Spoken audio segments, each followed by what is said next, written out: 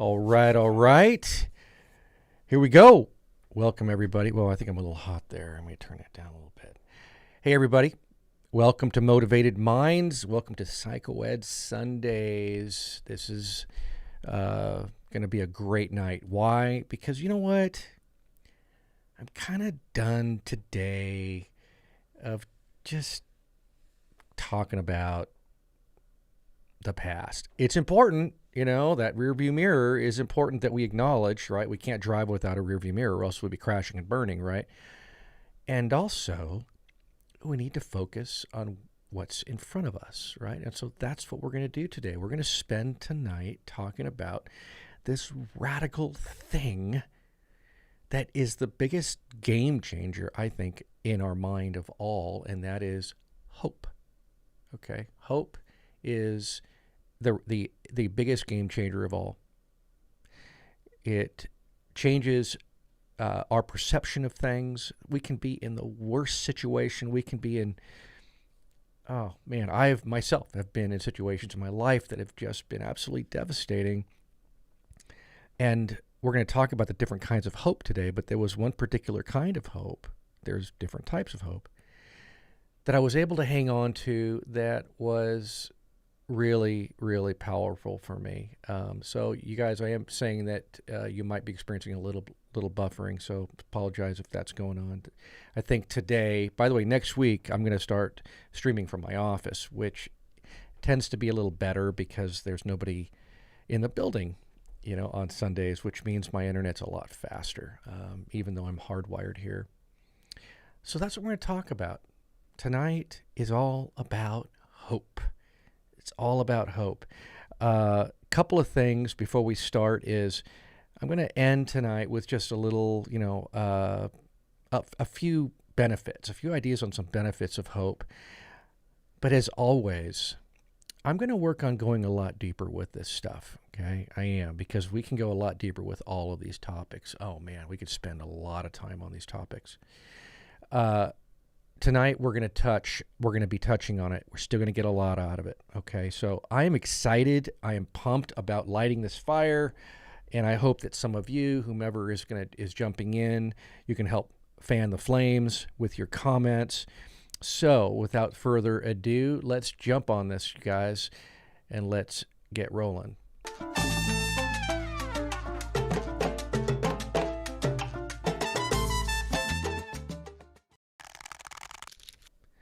So, what is hope? Well, this is what hope is. Hope, it enables us to remain steadfast in pursuing our objectives, inspiring to take action. Okay, despite the fact that human existence is unpredictable, it is, right? Things are unpredictable. Hope actually motivates us to fight and believe that our situation will improve, even when things get really difficult. Okay, that's the hope definition that we are working with today. Okay, so let's keep. There is a guy, and this guy's name is Charles SNYDER. Who was Charles SNYDER? Who was this guy? What was this guy all about? Well, he's kind of like the authority on research. He's the hope researcher. He spent his whole life researching hope. Is that crazy? And so he went to places that with hope that are things that we use now today in our clinical work.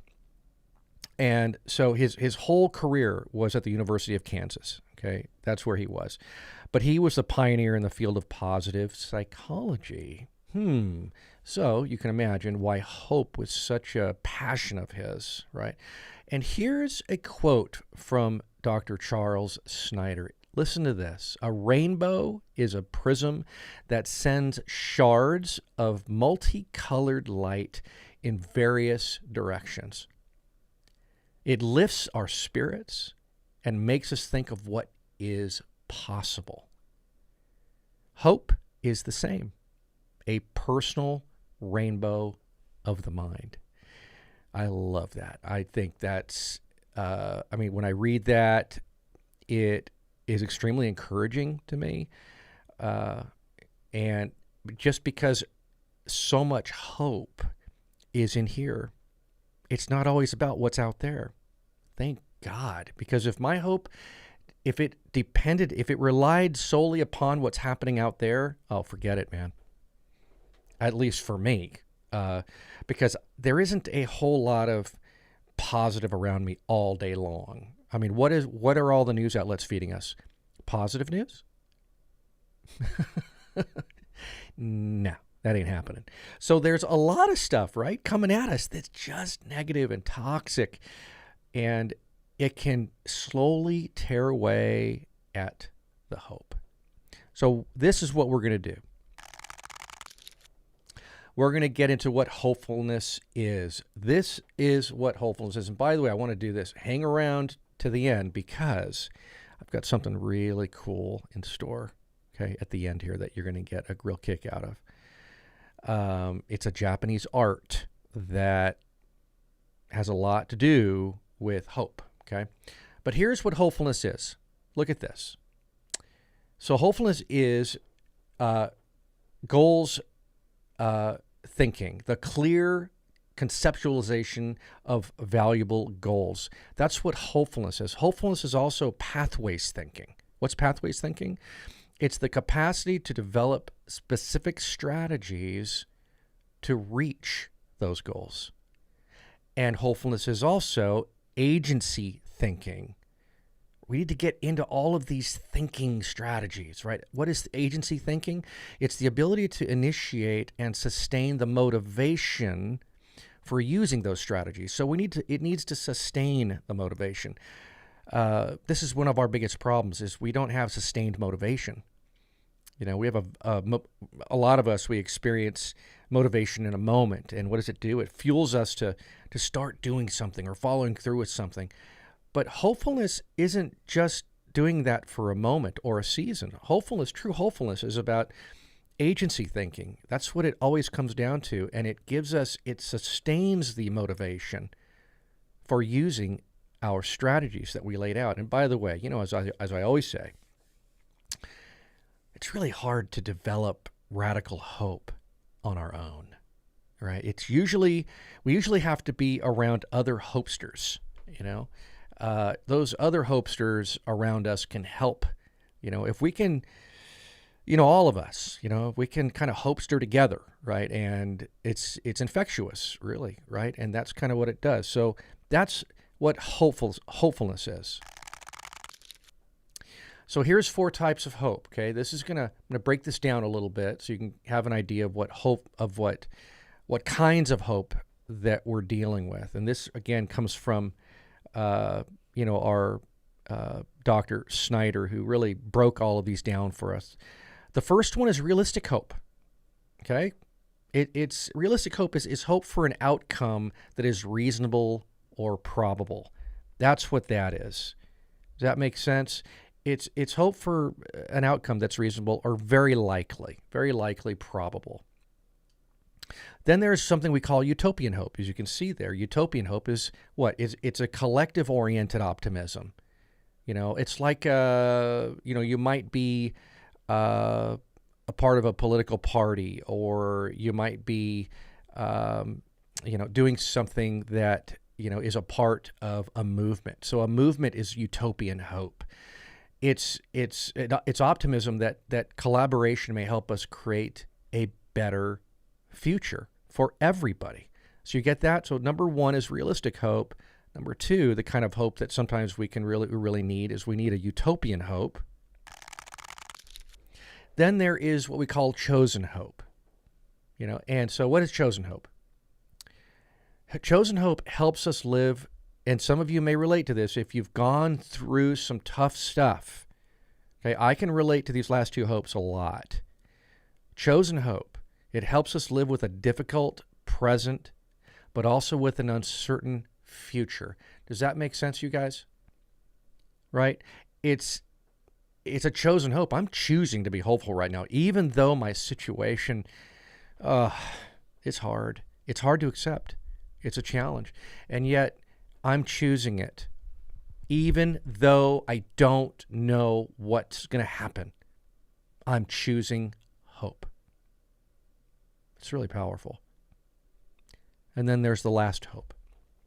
This is what we call transcendent hope.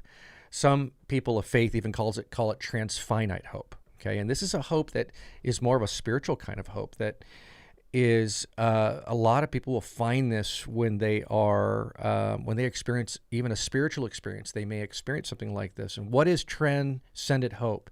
It encompasses these three different types of hope. Okay, now we're getting into some sub-hopes here. Okay, so transcendent hope encompasses one, patient hope. It's a hope that everything is going to work out well in the end, no matter what. It's also encompasses generalized hope. Hope not directed toward a specific outcome. It's a generalized hope, right? It's not dependent on a specific outcome. And number three, it encompasses a universal hope, a general belief in the future, and a defense against despair in the face of challenges. Sounds pretty radical, doesn't it? Transcendent hope is something that you might hear sometimes a recovering addict might experience. Somebody who is, they find themselves in the ICU. Sometimes there is a spiritual kind of hope that they will connect with. And, this isn't, let's say, a hope that is connected to a particular faith. This is a spirituality. And some people, even like, let's say, 12-steppers, their hope, the power that they're hanging on to really sometimes is just their group, it's their 12-step group. Some people are looking at this kind of hope as they're connected to God as you know him. So it's different, 12-step, it's God as you know it. And so that can be anything. But I will hear people who've experienced the most radical despair, who come to the end of themselves, basically, and they tend to find these two different hopes more than anything else. And they're game changers. So where do we go with these four different kinds of hope? What do we do with that? Well, let's talk about first benefits of these hope, okay? Because there are tons of benefits, from living in this kind of hope. If you have experienced, oh my gosh, if you've experienced really tough stuff in your life, meaning you've faced a lot that has been out of your control, okay? And these are maybe, or you've experienced loss, again, there's nothing that we can do around certain things like loss. I couldn't do anything at all, with my mother. She passed away a couple of years ago, and it wasn't like I had anything in control. I couldn't do anything to stop that process. I loved my mother, and at the same time, I couldn't rescue her. I was out of control around that process. And so what did I do? I really had to focus on what I could do. And what I could do was I could care for my mom as well as I could. I can hold my mom's, memory with care. I can help her and support her in ways that I could. And I focused on what I could do. And that is what I needed to say. That's good. That's enough, And so there are certain things that we just don't have any control over. I would encourage you to think of, remember, I think we've talked before about the serenity prayer, and wow, what a powerful statement that is about letting go of the things you can't control and focusing on the things you can. And of course, we need the wisdom to know the difference, right? So here's one benefit. And this is over tons of research, okay? Lots and lots of research in how hope impacts our lives. And one of them is actually, hope has this potential to enhance our well-being over time. Our overall well-being, right? We tend to achieve goals more effectively. Our state of well-being, our state of mind tends to be much more fruitful when we are living in a consistent state of hope. You know what I see sometimes what people will do with their hope is they will write out a lot of gratitude lists. They affirm each other pretty regularly, consistently. I'll see couples do this a lot. And so you see the relationship. It's kind of always uploading positivity. It's uploading affirmations, gratitude. And that's so interesting because when you have people that are affirming each other on a consistent enough basis, you've got a lot in the tank. So what happens when you hit some turbulence? You know what happens? You have some resiliency. Why? Because you have something in the tank. You have a lot of affirmations that have been filling up that tank, and you can run out of a little bit of gas, because you've got so much in the tank. People who aren't affirming each other enough, they don't have anything in the tank. So when turbulence comes, a disagreement, an argument, they tend to run out of gas instantly. They don't have enough affirmation in the tank. That affirmation creates what? It creates a lot of hope. A lot of hope. Let's go back here. Here's another thing. Hope can be perceived as a protector, a very powerful protective factor against chronic anxiety, depression. In fact, this is what the research shows, that hope correlates significantly and negatively with anxiety. That's how powerful hope really is. So, we have this fear of being vulnerable, of being out of control, about being unpredictable. Hope solves those issues. Here's another benefit of hope. Hope, it helps us initiate and sustain action towards long-term goals. And remember, we said this earlier, sustainable action. Not just action for today or tomorrow when I feel pumped, right? It's easy to do things when we're feeling pumped. It's not easy to do things when we're not feeling very pumped, right? When I'm not feeling really excited. But hope keeps us excited over time. A couple of more. There was a research study done in 2002 by our doctor, Charles SNYDER, and he found that high hope college students that have a lot of high hope, which most likely came from their family of origin, that they were more likely to graduate than their low hope counterparts. And it didn't just stop there. Their findings indicated that students with a low hope graduated at an overall 40.27% rate as compared with almost 60% of high hope students. And there was one more part of that study that said this: low hope students were also at greater risk of being dismissed, relative to the high hope peers. There's no question that hope is one of the most powerful tools we have in our mind. Again, it can radically change perspectives. One more, hope it's also related to overall life satisfaction. It's really hard sometimes to be satisfied, but if we're living in more hope, then we can be more easily satisfied, and that again creates a lot more stability, right? Let me just give you one more, because this one more is really big before I give you the surprise. So hope, because it has this built-in orientation towards future, it motivates us to maintain our positive involvement in life, regardless of any limitations imposed upon them. So no matter what gets in my way, doesn't matter, because I'm going to go for it. I'm going to do it anyway, no matter what. And here's what low hopesters do. Are you listening? This is what I used to do a lot. I still do this sometimes because I'm not a perfect hopester, but I'm growing. I'm in the process of becoming a greater hopester. But here's one of the things I used to do a lot. I used to always think I could, think of a goal. And then you know what I would do? I'd go, yeah, but I already know what's going to happen. I already know. I would sabotage my best efforts at completing that goal. And that's because I didn't have enough hope. I wasn't hoping enough. I wasn't doing those three things that I had mentioned a few minutes ago, right? I think it was back here. Here it is. I wasn't living in this enough.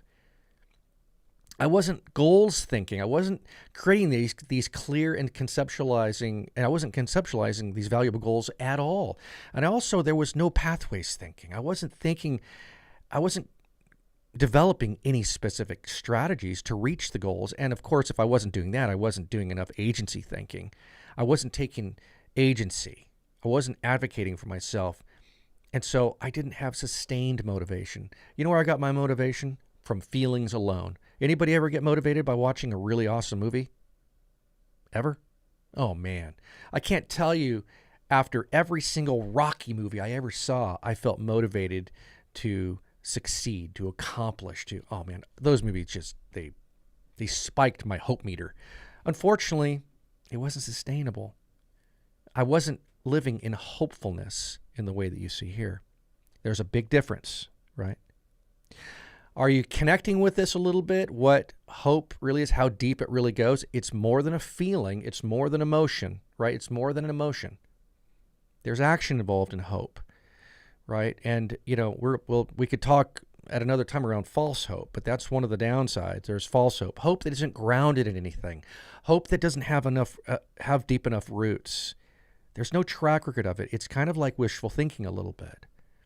Man, wow. That's where I used to live, a lot of wishful thinking. So before I move on to the surprise, okay, the gift that I am going to give you tonight, something I just want to leave you with because I think it's going to be really moving. Before I do any of that, let me see who is here. There's a few people here that I want to get to.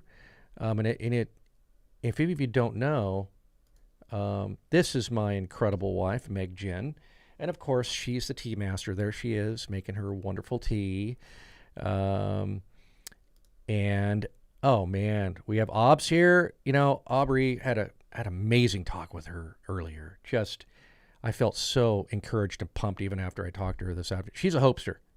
She's a serious hopester. So, Mr. Camera Junkie is here. Thank you for being here, my friend. It really does mean a lot that you're here, Lewis.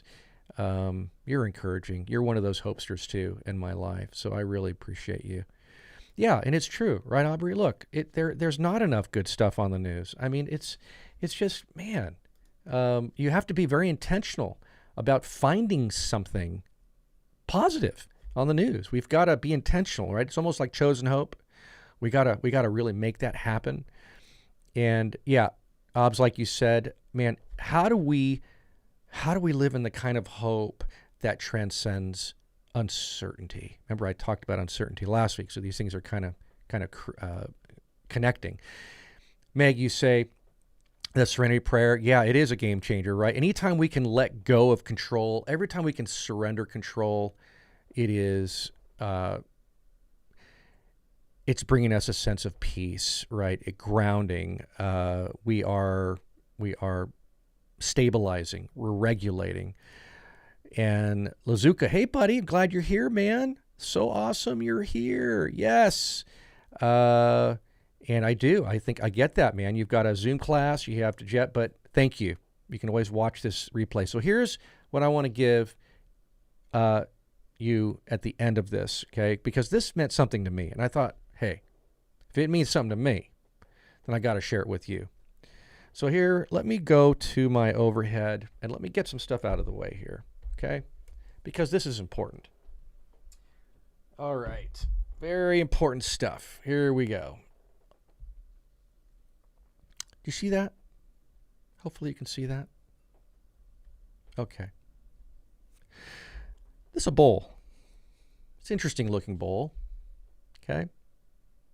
It's a little bowl that looks a little different, doesn't it? Well, this little bowl is something that, let me get this back up here again because I have some notes here that I forgot that I want to use.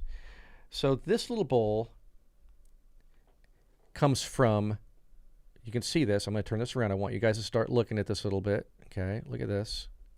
It'll focus here in a sec here. There we go. Do you see that? By the way, do you see this mark right here? This is my cat this morning. He bit the crap out of me. So I was playing with him.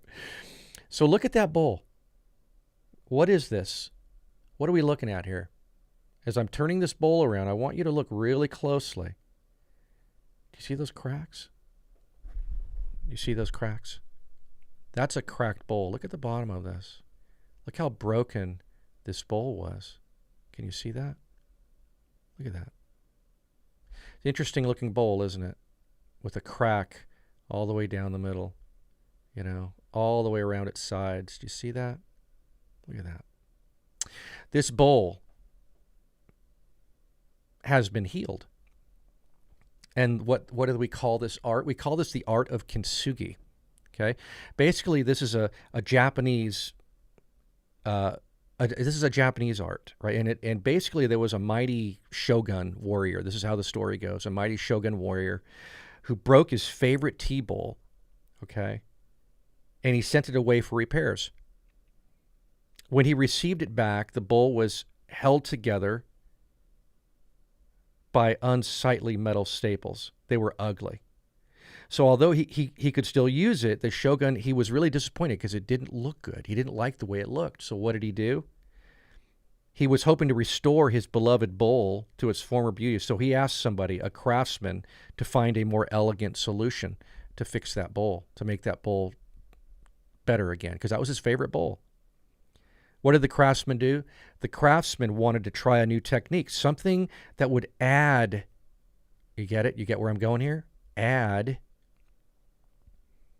to the beauty of the bowl, as well as repair it. So what did he do? He mended every crack of the bowl with a lacquer resin mixed with, you got it, gold.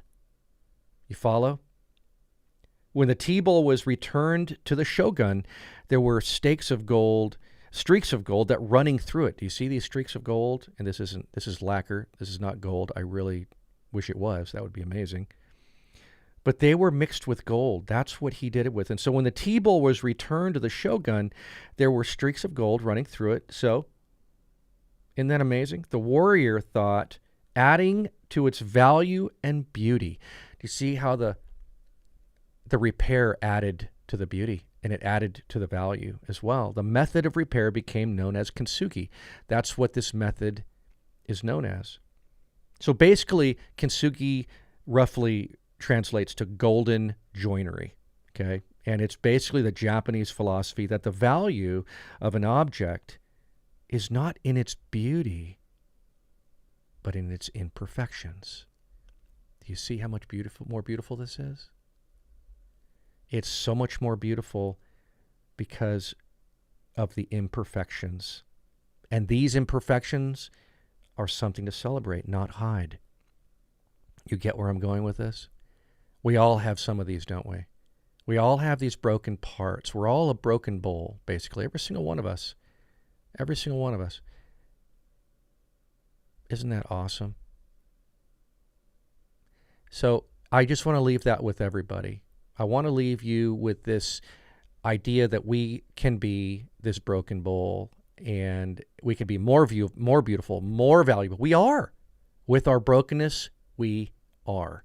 And sometimes what we need around us is we need the tools to be able to do this. We need the resin. So that's where hope is one of the resins, right? Sometimes for some people, therapy is part of the resin. Fellowship, community, support is the resin, right? There's a lot of things that go into this resin to help heal us, right? Isn't this powerful? So I want to share that with you. There is my little kintsugi story for the day. I hope you kind of connect a little bit with that. Sometimes when I perform weddings, I will buy a real kintsugi bowl that is the real thing that is mixed with resin and gold, because there are real Japanese artisans who create these bowls. And I will give that to that couple for their wedding gift. And it's just because that's a picture, of their marriage. It is not perfect. It's not perfect. It's like this bowl. So we're all like this bowl, right? And if we can accept that, wow. All right. I don't know of a perfect bowl out there, just to be frank with you. I just don't know. I've never met a perfect bowl. I've met people who think they are, but then when you talk with them for a moment, you realize, oh my gosh, you have no idea, man. There's some brokenness in there, you know. I hope this was helpful today. I hope you got a lot out of it. I hope there's some hope that we're understanding a little bit more about hope, that we have a little bit more grasp on. It's not just a feeling and emotion. There's also action connected to growing hope. There is hopefulness. Living in hopefulness are those things that we talked about. It's not, like I said, it is much, much bigger than we tend to think it is. And it takes a lot of resin. We need that in order to make that hope, actually transcend our situation, our circumstances. And there are some people in this room, by the way, who have experienced some heavy-duty life experiences with family that have had to connect with some of these hopes that I'm talking about right now.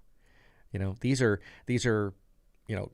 research, clinical types of hope, but make no mistake, if you've pushed through some really hard times in your life and you're better for them, then you have practiced some of those hopes. All right. So can we hope more this week? Can we press in that? Can we live in greater hopefulness this week? I felt yesterday was a really kind of a trying day for me. And I realized yesterday I had chosen hope. I had to step into chosen hope yesterday. And you know what that was? It was this. No matter what happens today, no matter what I'm blindsided by, no matter what comes my way, it doesn't matter. I'm choosing hope. Okay? I'm going to be okay no matter what happens today. I'm accepting that things are going to happen today. They're out of my control. And you know what? It's okay. Because I'm choosing hope, right? And it was a game changer. It was a real big game. I committed to that yesterday morning. I proclaimed it. I said, I am hoping today. I wasn't in denial about some of the things some of the struggles that I kind of had the previous day. I'm not in denial about them. I'm not avoiding them. They're there. I'm dealing with them. I'm acknowledging them. And also, I'm choosing hope. There was somebody that was written about a long time ago. Allow me to share this real quick before we finish up. There was a particular person that I really admire a lot. There are a lot of philosophers and people of the past that I really, really connect with. There is somebody who reminded me a lot of myself, and believe it or not, this person is actually he is in the Bible. He is in Scripture. His name is the Apostle Paul. He was one of the apostles. Now, here's the thing I got from him. This guy was messed up, okay? This guy had done some pretty crazy stuff in his past. He took part in murdering somebody. And this guy had dirt all over his hands. Blood all over his hands.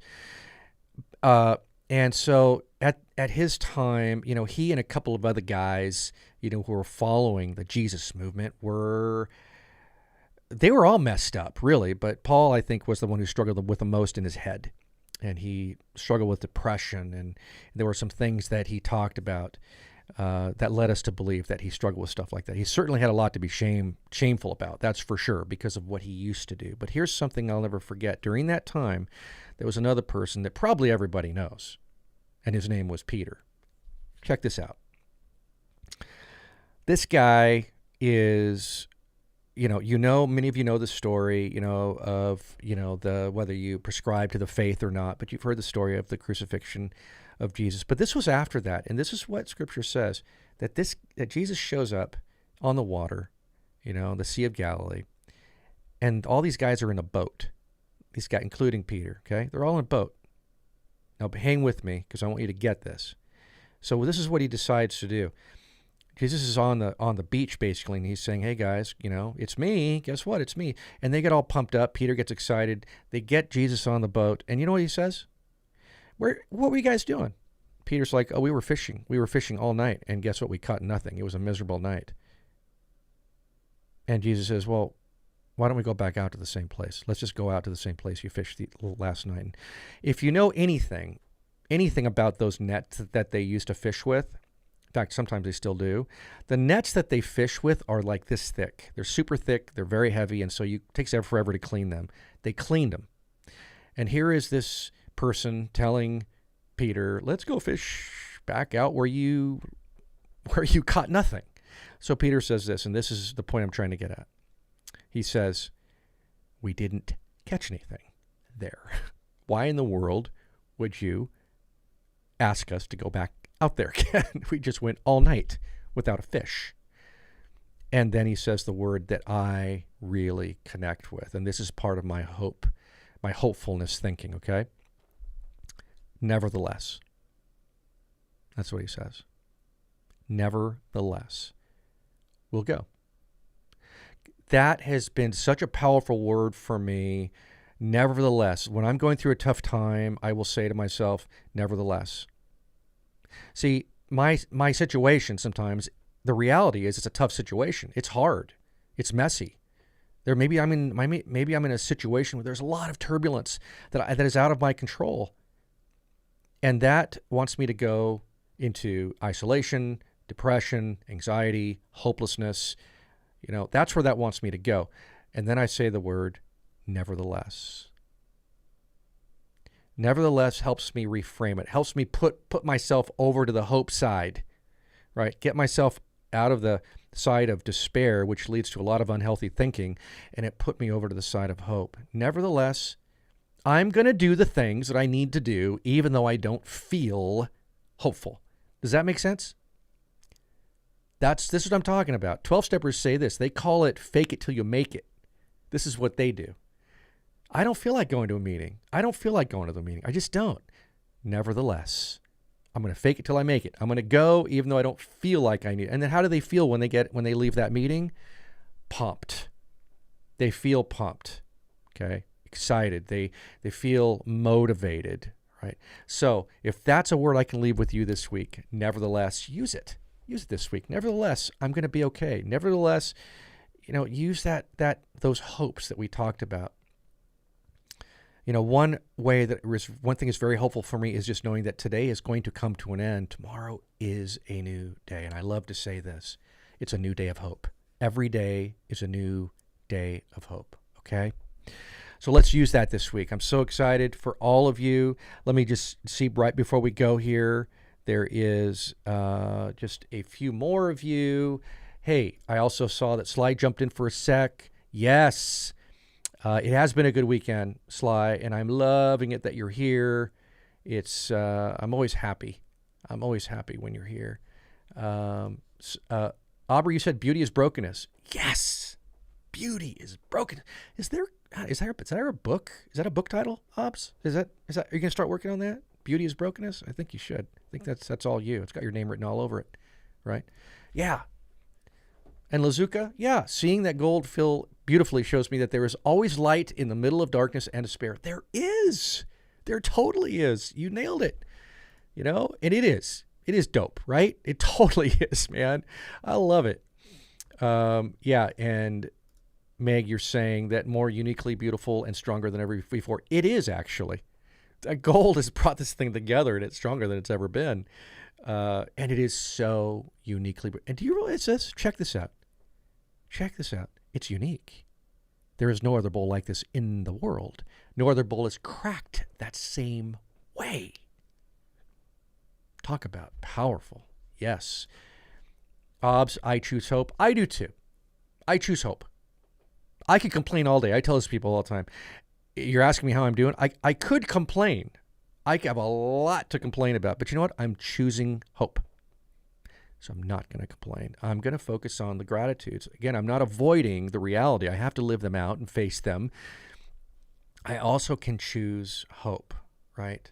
Nevertheless, that is such a big one, right? Nevertheless, that's, man, Obs, yeah, let's hang on to that. Let's hang on to that. And do start writing that book. That's a great title. Everybody, I hope that you are growing in your hope tonight. You're starting a new week. I'm hoping you're starting that week with a little bit more hope than normal, okay? Remember, hope is not just a feeling. It's not just an emotion. There's action connected to it, okay? There's momentum, that it creates. I want to live in greater hope, meaning I want to live in a hope that actually is helping me focus more clearly on what's in front of me while acknowledging my rearview mirror, the things that are behind me, the things that can trip up my hope. We need to be aware of those things behind us. We can't live in denial about what's behind us, right? Our past, our trauma, the things that we've experienced, our painful reality of the past. We can't live in denial. If we don't have a rear view mirror in our car, we're going to be crashing and burning, right? So, but that rear view mirror needs to be in its proper, in the right size. It can't be too big, or we're crashing and burning, right? We don't want to be doing that. So tonight is all about hope. Jim Mundy, oh man, I'm so glad you showed up anyway. This was a good one. And I encourage you to go back and check it out, Jim, because we talked a lot about kind of the deeper types of hope, and I'm hoping that everybody is going to be able to connect with that just a little bit more. Yeah, watch that on the plane. I noticed you said that. Watch it on the plane, man, and have a great, flight. I hope it's smooth. I hope it's chill. Nevertheless, go back and watch it, Jim, and you'll know what we're talking about when we say nevertheless. So I want to leave you with this one more time. This is who we are. That's it. Look at that. We can be this bowl. We are this bowl. We are stronger. We're more beautiful. And if I can remember what you say at the end of every single one of your videos, I would say it right now because I think it resonates perfectly with this. All right, everyone. So happy that we were here together, that we spent a little time together, and I can't wait for next Sunday, where I do another Psycho Ed night. Got something really cool planned for then too.